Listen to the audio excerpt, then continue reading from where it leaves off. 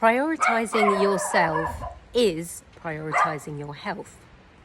I still think people separate this idea of health from everything else in their life. I still think a lot of people think health has to do with the doctor's surgery and the hospitals.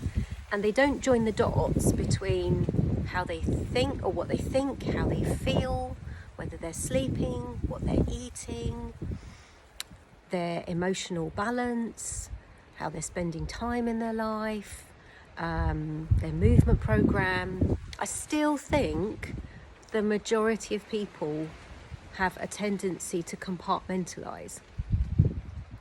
And the whole thing is, when you prioritise yourself, body, mind, spirit and emotions, you are actually prioritising your health. Because if the system is in balance, you're not going to manifest a health issue. It's like, I always think it doesn't just come from nowhere. And this is my thing, I love to know how things work. So particularly with bodies. So it doesn't just come from nowhere, it's got to come from some area of imbalance.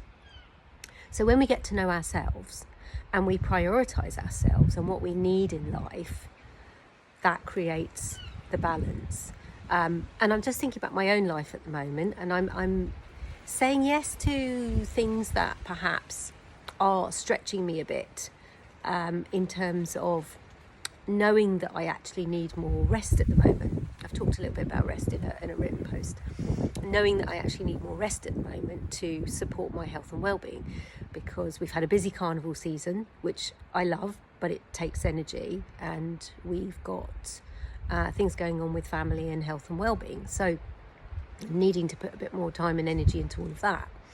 And as a result, I'm noticing I need more time to myself in between to create the balance. Now, I need more time to myself because I'm an introvert. So that for me is the healing space, time alone. And this is why it's so important to get to know yourself.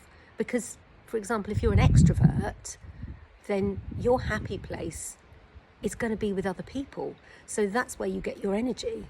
So you're prioritising yourself, if you're an extrovert, would be to be around other people. The trick here, or the key here, is not to get stuck on the thing. So when we see lots of people out there talking about things like I am here, it's not my stuff and my way that's your answer. It's the concept. It's the understanding of prioritising yourself and your needs. So if you are someone that needs time to yourself and you are spending a lot of time out in the world with other people, you're going to feel exhausted and depleted and what I call thin on the ground. Conversely, if you are someone who loves being out in the world and really engaged, and you love being around people, and you find you're spending a lot of time on your own, you're also going to feel depleted, and because you're not being nourished in the way. And if you're not being nourished in the correct way, then your health at some point is going to crack. Because when we nourish ourselves correctly for ourselves, that is what creates our health and well-being. So how are you doing on this level? Are you prioritising yourself? Are you really prioritising yourself? Have you got to know yourself well enough to know what you need? And then it's getting behind that. And sometimes this shifts through life. Sometimes we're operating off of upbringing or societal or peer pressure, and we can feel out of kilter because of that. So sometimes we have to do a little bit of work on getting to know ourselves again. Or actually, who am I? I come from a family that's like this, but that's not who I am as an individual. So that might be right for them, but I need something different. And it's important to do that work, to get to know who you are, and then learn to prioritise, because we're all happier and healthier in life when we do that. And actually, the people that we think we're going to upset because we change, or we get to know ourselves and realise the way we've been being doesn't work or might not work for them, are usually benefiting. When we are our true selves in the world, everyone wins. We win because our health and well-being starts to improve. Everyone else wins because by someone standing in their light and their truth, that gives everyone else permission to do the same.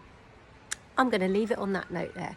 But if you are struggling on this level, get in touch. I'm always happy to have a chat. I do one-to-one work with women, helping them find their light, their space in the world, create better, healthier, happier relationships with themselves and their bodies. Have a good day. Bye.